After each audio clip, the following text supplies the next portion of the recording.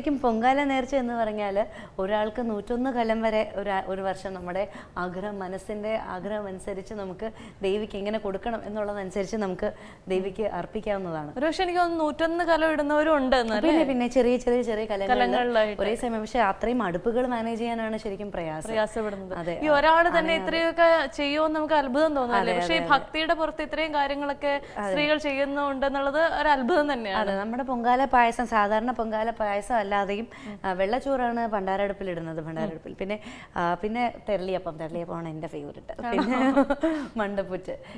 ഇതൊക്കെ ഒരുവിധം ഈ പൊങ്കാല കഴിയുമ്പോഴേക്കും ആ കലങ്ങളിനകത്ത് ഇത്രയും സാധനങ്ങളൊക്കെ വെച്ചിട്ട് മടങ്ങിപ്പോകുന്ന ദർശനം സാധിക്കുമോ ഇല്ലയോ എന്നറിയാതെ അമ്പലത്തിലേക്ക് പോവുകയും പിന്നെ ഒരു ദിവസത്തെ മുഴുവൻ അധ്വാനം കഴിഞ്ഞ് മടങ്ങിപ്പോകുന്ന സ്ത്രീകളെ കാണാൻ ഒരു പ്രത്യേക ഭംഗി. അത് മാത്രമല്ല അവരോട് പ്രത്യേകിച്ച് ഒരു ആദരവ് തോന്നുകയും ചെയ്യും അല്ലേ? തീർച്ചയായിട്ടും. അത് എത്ര വർഷമാണെങ്കിലും എത്ര പേരുണ്ടെങ്കിലും അവർക്കൊരു മടുപ്പില്ല. ആറ്റുകാൽ പൊങ്കാലയല്ലേ, ഇത്രയും ആളുള്ളതല്ലേ, എനിക്ക് വയ്യ ഈ വർഷം ആരും ചിന്തിക്കുന്നതായിട്ട് കാണുന്നില്ല. അതുപോലെ തന്നെ ഒരു പ്രത്യേകത ഞാൻ കണ്ടെന്ന് വെച്ചാൽ ഒരു വർഷം ചെയ്യുന്നവര് അടുത്ത വർഷം ചെയ്യാനായിട്ട് അവര് സ്വയം നിർബന്ധിതരാകുന്ന ഒരു പ്രവണതയും കൂടെ കണ്ടുവരുന്നുണ്ട്. അപ്പോൾ നമുക്ക് അടുത്ത സെഗ്മെന്റിൽ കാണുന്നല്ലോ. തീർച്ചയായിട്ടും അടുത്ത സെഗ്മെന്റിലേക്ക് കിടക്കാം. ജ്യോതിഷവുമായി ബന്ധപ്പെട്ട വിശേഷങ്ങൾ നിങ്ങളുടെ മുന്നിലേക്ക് എത്തിക്കുന്നു പ്രണവം.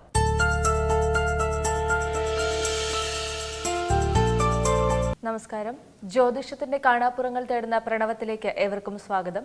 നമ്മളോടൊപ്പമുള്ളത് പ്രശസ്ത ജ്യോതിഷാചാര്യൻ ശ്രീ KV സുഭാഷ് ചന്ദ്രകളാണ്. നമുക്ക് സ്വാഗതം ചെയ്യാം അദ്ദേഹത്തെ. നമസ്കാരം സർ.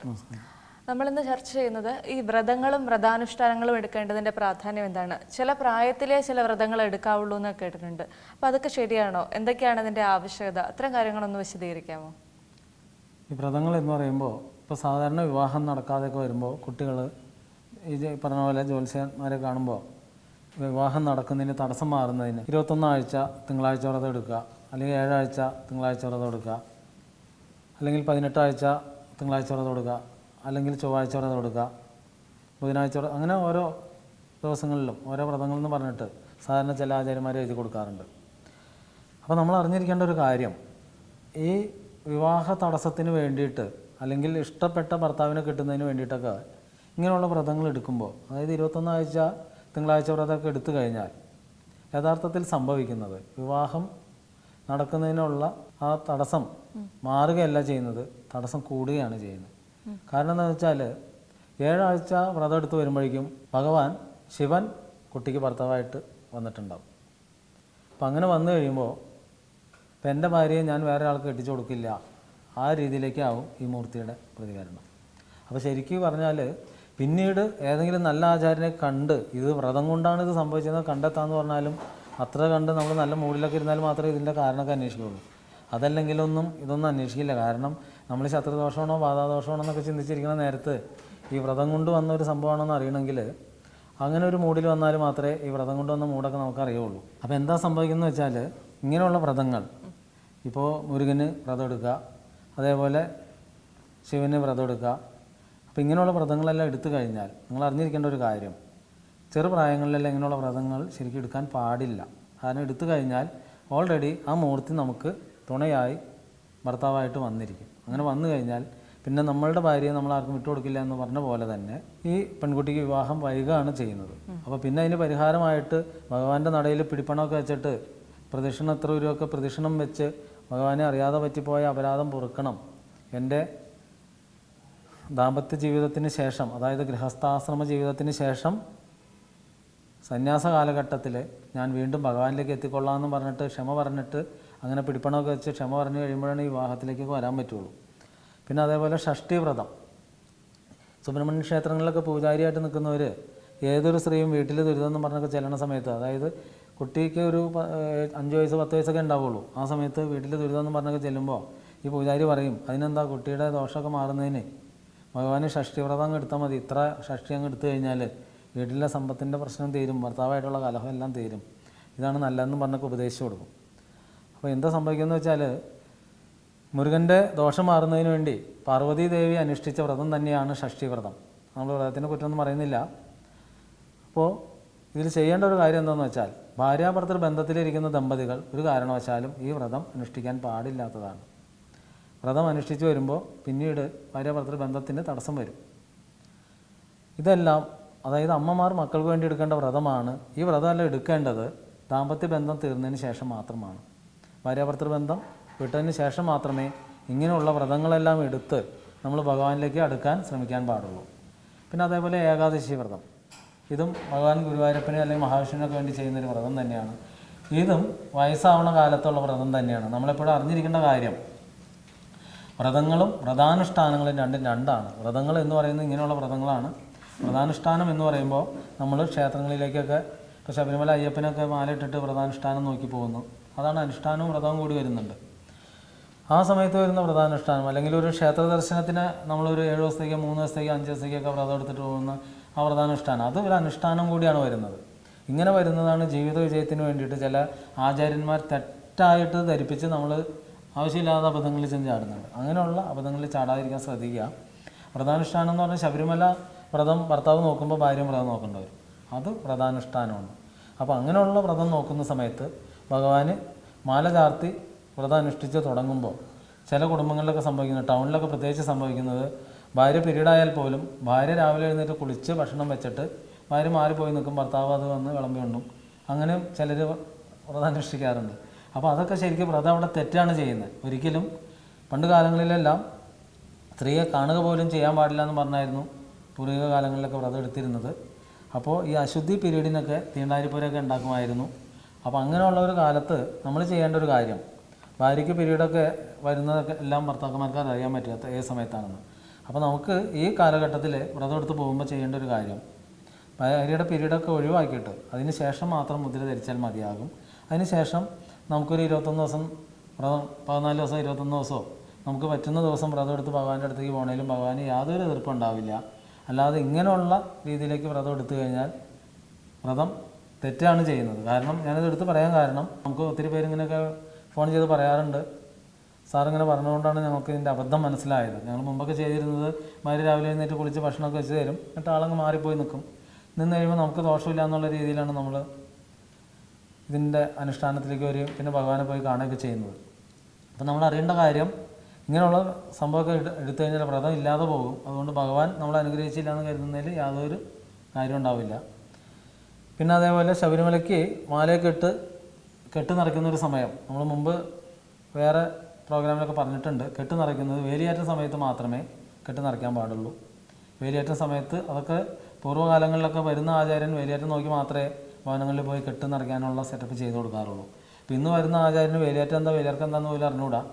അപ്പോൾ അങ്ങനെ വരുന്ന ആചാര്യന് ഇതൊന്നും നോക്കേണ്ട കാര്യമില്ല. രാവിലെ മുതൽ പരമാവധി എത്ര കെട്ട് നിറയ്ക്കാൻ പറ്റും ആ കെട്ട് എത്ര നിറച്ച് അതിൻ്റെ ധനം കിട്ടുമെന്നല്ലാതെ കണ്ടിട്ട് പോണ ഭക്തന് ഇങ്ങനെയുള്ള ഗുണം വാങ്ങിച്ചു കൊടുക്കണം എന്നുള്ള നിഷ്ഠ അറിയാൻ പാടില്ലാത്ത ഒരുപാട് ആചാര്യന്മാരുണ്ട്. അപ്പോൾ നമ്മളിങ്ങനെ അത് അറിഞ്ഞിരിക്കുക.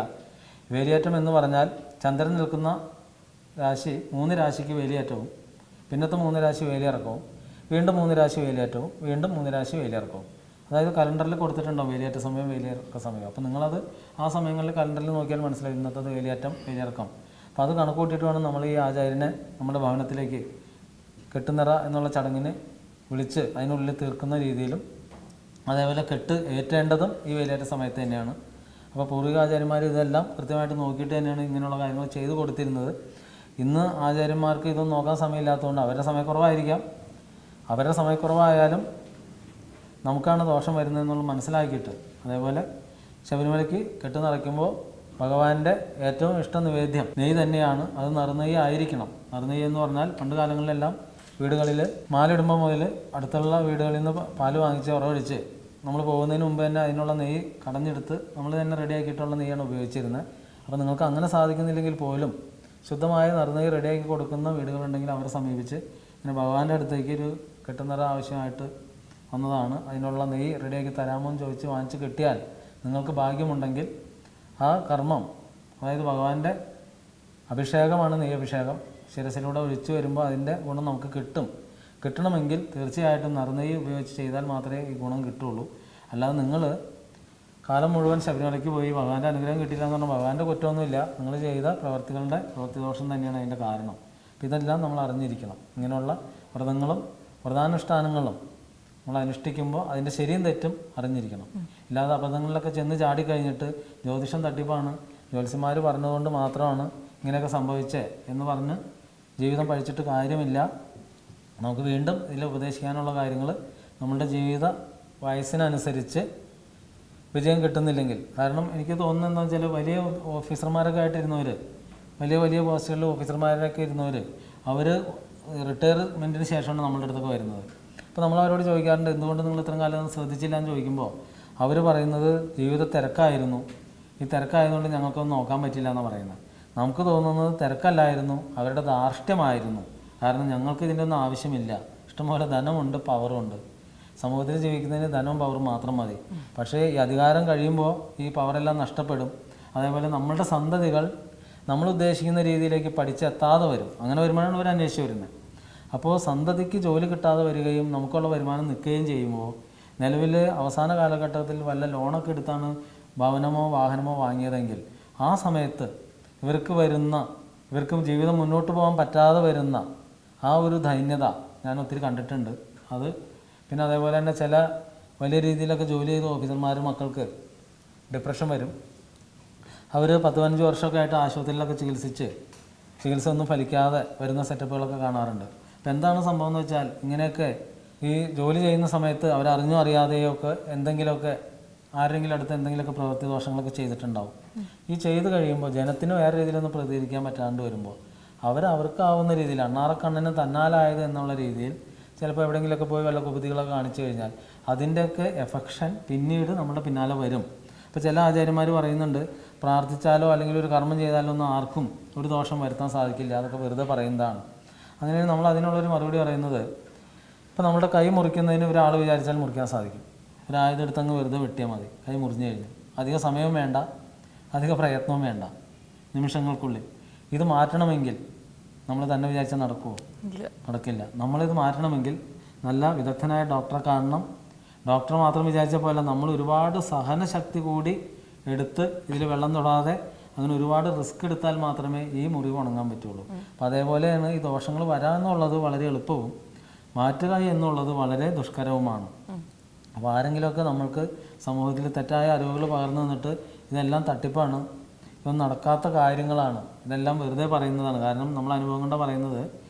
കാരണം ഈ അടുത്തൊരു സംഭവം ഉണ്ടായിരുന്നു. ഒരു വളരെ വ്യത്യസ്തമായ രീതിയിൽ ഒരു രോഗം ബാധിച്ചു. 3-4 വർഷമായിട്ട് രോഗം കണ്ടെത്താൻ പറ്റുന്നില്ല. ശരീരം വേദനയാണെങ്കിൽ ഒരു രീതിയിൽ മാറുന്നില്ല. അപ്പോൾ അങ്ങനെ നമ്മളുടെ അടുത്ത് വയനാട്ടിലുള്ള ഒരു ഗുരുനാഥനുണ്ട് ഒറ്റമൂലി ചികിത്സ ചെയ്യുന്ന. അപ്പം ഞാൻ ആളെ സമീപിച്ചു ഫോണിലൂടെ, ഇങ്ങനെ ഒരു രോഗം വന്നിട്ടുണ്ട്, മാറ്റി കൊടുക്കാൻ പറ്റുമോ? അപ്പോൾ ആൾ പറഞ്ഞു, എന്താണ് ബാധയിൽ നിന്ന് ആദ്യം നോക്കിയിട്ട് അത് ഒഴിവാക്കിയിട്ട് എൻ്റെ അടുത്തേക്ക് വിട്ട് ഞാനത് മാറ്റി കൊടുക്കാം. അപ്പോൾ നമ്മളിതെല്ലാം പറഞ്ഞ് അവരോട് ഇതെല്ലാം മാറ്റി തരാൻ 100% ഉറപ്പ് പറഞ്ഞിട്ട് അവർ ഡേറ്റൊക്കെ ബുക്ക് ചെയ്ത് പിന്നീട് വിളിച്ചപ്പോൾ അവർ പറഞ്ഞു, ഇപ്പോൾ വീണ്ടും ഞങ്ങൾ ആശുപത്രിയിലൊന്ന് അഡ്മിറ്റ് ചെയ്ത് നോക്കട്ടെ, കാരണം 5-6 വർഷമായി ചികിത്സിക്കുന്നു, പക്ഷേ മാറ്റമൊന്നുമില്ല. അപ്പോൾ ഒന്നുകൂടി ചികിത്സിച്ച് നോക്കിയിട്ട് പറ്റിയില്ലെങ്കിൽ വരാമെന്ന് പറഞ്ഞു പോയി. അപ്പോൾ ഇതിന് നമുക്ക് എന്ത് പറയാൻ പറ്റും? എന്താണെന്ന് വെച്ചാൽ സമൂഹം കൊടുക്കുന്ന ഒരു അറിവ്, ഈ തെറ്റായ അറിവുകൾ മാത്രം പാസ് ചെയ്ത് പോകുമ്പോൾ സംഭവിക്കുന്ന ദോഷമെന്ന് മാത്രമേ നമുക്ക് പറയാൻ പറ്റുള്ളൂ. ഇത്തരത്തിൽ ജ്യോതിഷ സംബന്ധമായ നിങ്ങളുടെ സംശയങ്ങൾ കത്തുകളിലൂടെ ഞങ്ങളെ എഴുതി അറിയിക്കാം. കത്തുകൾ അയക്കേണ്ട വിലാസം: to the producer, ladies hour, Kaumudi TV, Pettah, Thiruvananthapuram. മറ്റൊരു എപ്പിസോഡിൽ പുതിയൊരു വിഷയവുമായി വീണ്ടും കാണാം. നന്ദി, നമസ്കാരം.